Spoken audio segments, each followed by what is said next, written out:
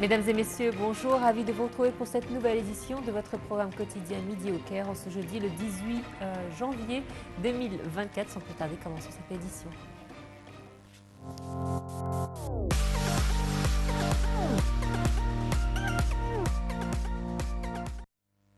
Le président de Fatah el-Sisi a reçu hier le ministre grec des Affaires étrangères, Georges Petritis, en présence du ministre des Affaires étrangères, Samir Chokri.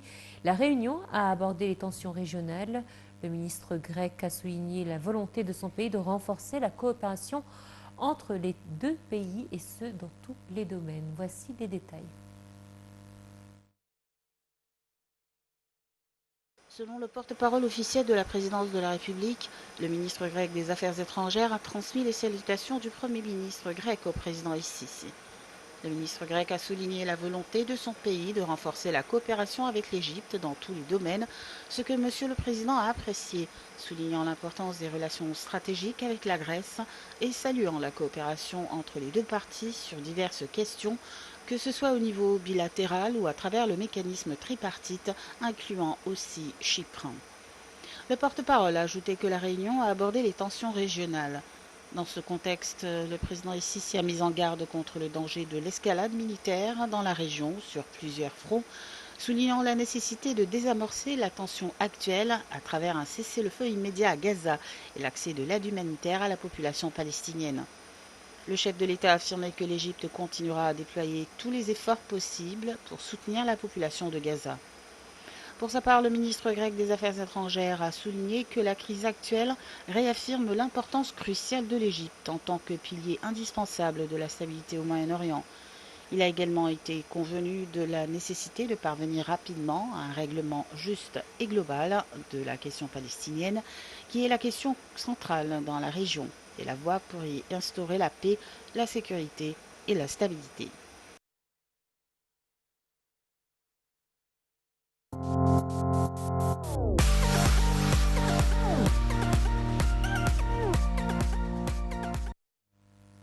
Le Premier ministre, Dr Moustapha Madbouli, a souligné la nécessité de continuer à promouvoir le secteur de l'aviation civile afin d'améliorer son statut concurrentiel au niveau régional et international.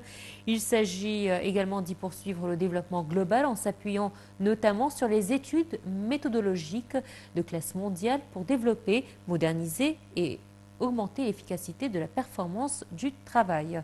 Ces déclarations ont été faites lors d'une réunion où le chef du gouvernement a passé en revue la stratégie de modernisation des aéroports égyptiens en présence des ministres de l'aviation civile, Mohamed Abbas Helmi, et du secteur public des affaires, Mahmoud Asmat, et des responsables du ministère de l'aviation civile.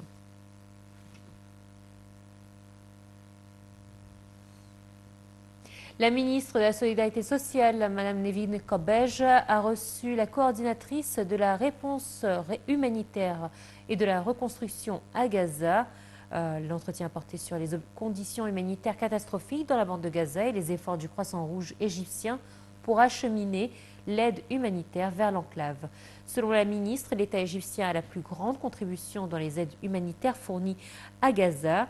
Je cite, « Il importe de faire pression sur la partie israélienne pour régler de nombreux problèmes qui, une fois réglés, sera plus facile d'acheminer les aides », a ajouté la ministre.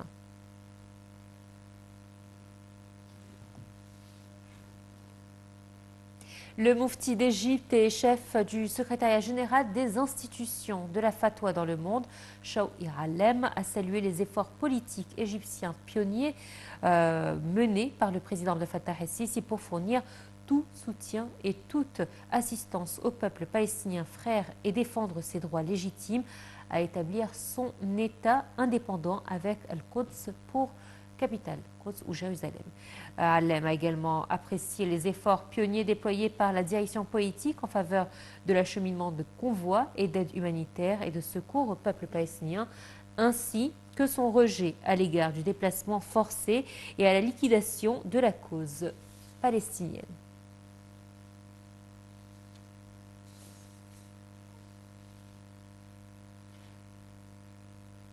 Et l'Égypte nous dit qu'elle entreprend de nombreux projets pour servir les peuples des pays sources du Nil afin de renforcer les liens entre les peuples et servir les intérêts communs. C'est dans ce contexte plutôt que le ministre de l'Irrigation des Ressources en eau, Hani Souelom, a annoncé la construction par l'Égypte de 8 stations de traitement des eaux souterraines au nord du Soudan du Sud, dont 3 dans différents endroits afin de fournir de l'eau potable aux habitants, selon un communiqué publié sur la page officielle du ministère. Cette initiative s'inscrit dans le cadre d'une coopération fructueuse entre les deux pays.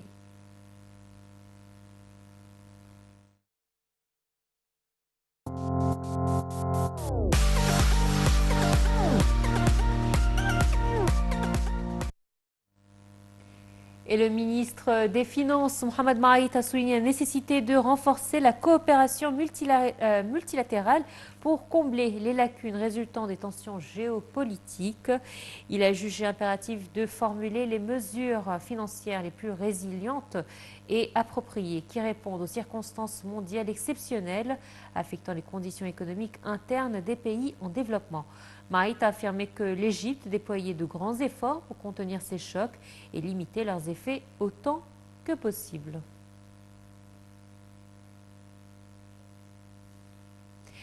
Et justement, on enchaîne avec le ministre du Commerce et de l'Industrie, Ahmed Samir, qui a annoncé que l'Égypte est le principal producteur de ciment en Afrique et se classe parmi les 10 plus grands producteurs mondiaux, avec une production annuelle d'environ 92 millions de tonnes. Cette déclaration a été faite lors de la 26e conférence et exposition internationale arabe sur le ciment et les matériaux de construction qui s'est tenue au Caire du 15 au 17 janvier.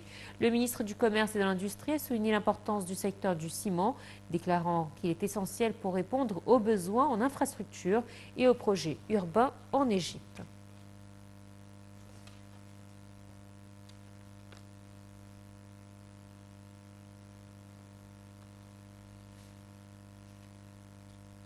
L'ambassadeur de l'Union européenne au Caire, Christian Berger, a signé l'initiative nationale pour l'autonomisation des enfants avec la présidente du Conseil national pour l'enfance et la maternité, la ministre de la Coopération internationale, Rania Al-Mouchot, a assisté à la signature de cet accord.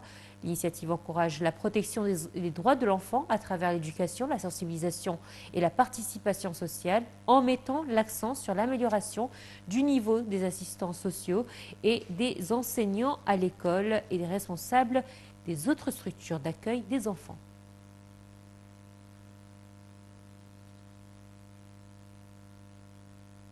Et le ministre des Waqf, Mohamed Mokhtar Goma, a avalisé le versement de 85,7 millions de livres égyptiennes pour financer les projets du plan d'investissement pour l'exercice financier actuel 2023-2024. Ce plan prévoit notamment la modernisation et la rénovation des mosquées et certains bâtiments administratifs.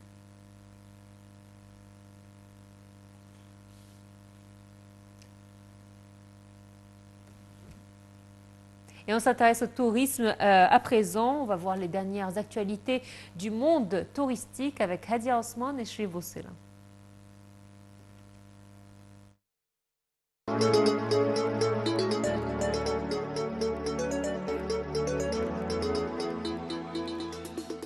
Le site web Travel of Path met en lumière la destination touristique égyptienne sous le titre « Pourquoi la demande de visite de cette célèbre destination culturelle a-t-elle augmenté en 2023 ?» Ce site web, l'un des plus grands sites spécialisés dans le tourisme et les voyages en Amérique, a souligné la sélection de l'Égypte parmi la liste de Google dans 10 destinations touristiques les plus recherchées au cours de l'année 2023. Il a également examiné de nombreuses attractions qui ont accru l'intérêt des touristes pour visiter la destination touristique égyptienne et profiter de ses potentiels et de ses modèles ainsi que de divers produits touristiques et archéologiques. À travers un reportage vidéo, le site web a passé en revue les 10 premières positions dans la liste de recherche Google, mettant en premier lieu le pays le plus populaire de son continent. Il est aussi considéré comme une destination culturelle et civilisationnelle distinctive avec de nombreux sites et lieux touristiques et archéologiques qui peuvent être visités et appréciés, décrivant ainsi la destination égyptienne comme l'une des stars brillantes dans le ciel de 2023. Le rapport passe en revue plusieurs raisons et attractions qui ont rendu la destination touristique égyptienne populaire dans les recherches sur Google, notant que l'Égypte est le berceau des civilisations et un pays unique avec son histoire qui remonte à des milliers d'années, outre sa civilisation ancienne et ses merveilleux sites archéologiques, en plus du fait qu'elle contient la seule merveille restante des 7 merveilles du monde antique. En plus de ces paysages naturels superbes et uniques. Le rapport a souligné que ces facteurs contribuaient au cours de l'année 2023 à une augmentation de la demande des touristes de visiter la destination égyptienne et d'effectuer des réservations pour y passer des vacances atteignant un niveau supérieur à la moyenne attendue afin de profiter de ces divers produits touristiques, en particulier le tourisme culturel.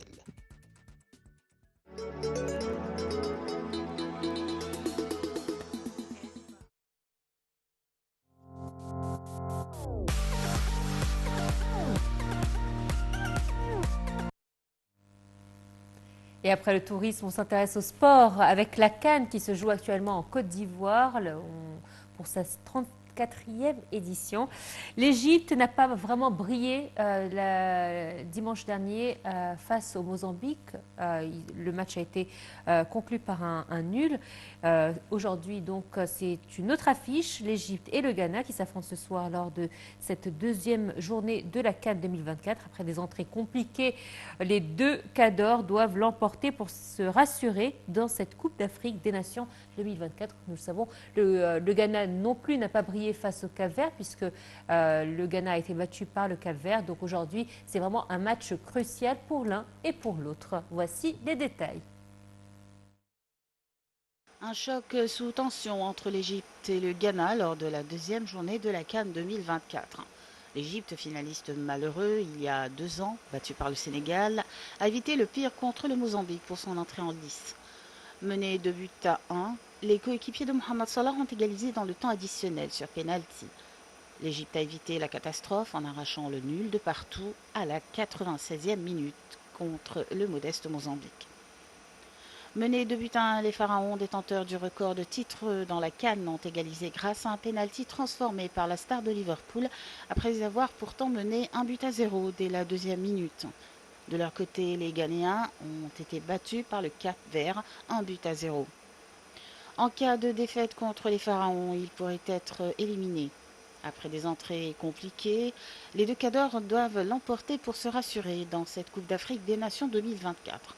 La banque de Mohamed Salah espère décrocher sa première étoile après avoir échoué 2 fois en finale face au Cameroun en 2017 et au Sénégal en 2021.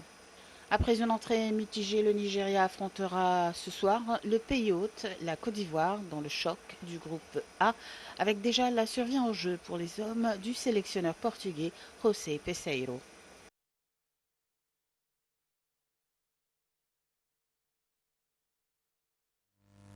Et ceux qui ne trouvent pas leur bonheur dans le football, je vous propose de suivre la compétition de handball. Effectivement, la Coupe d'Afrique des Nations de handball a commencé, cette fois-ci en Égypte.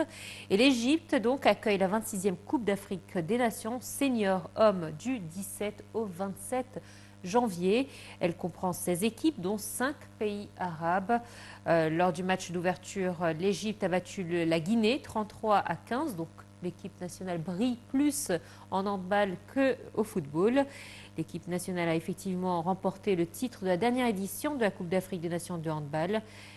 Les Pharaons espèrent remporter le 3e titre consécutif afin de se rapprocher de l'équipe tunisienne, championne historique du championnat de handball. L'Égypte figure dans le groupe B plutôt, qui comprend la Guinée, le Cameroun et le Congo.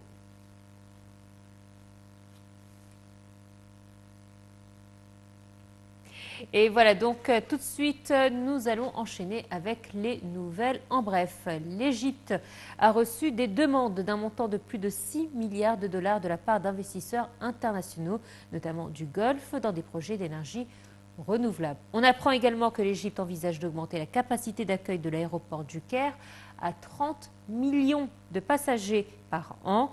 Je pense qu'elle pourra le faire à main levée. Et la 55e édition de la Foire internationale du livre du Caire, on apprend qu'elle se tiendra cette année du 25 janvier au 6 janvier. Elle comportera plus de 550 événements, 5250 exposants. Et cette année, la Norvège est le pays d'honneur. Voilà, c'est ainsi donc que prend fin cette édition de Midi au Caire. Merci de votre fidélité. Très bonne suite de programme sur Night TV International. À très bientôt.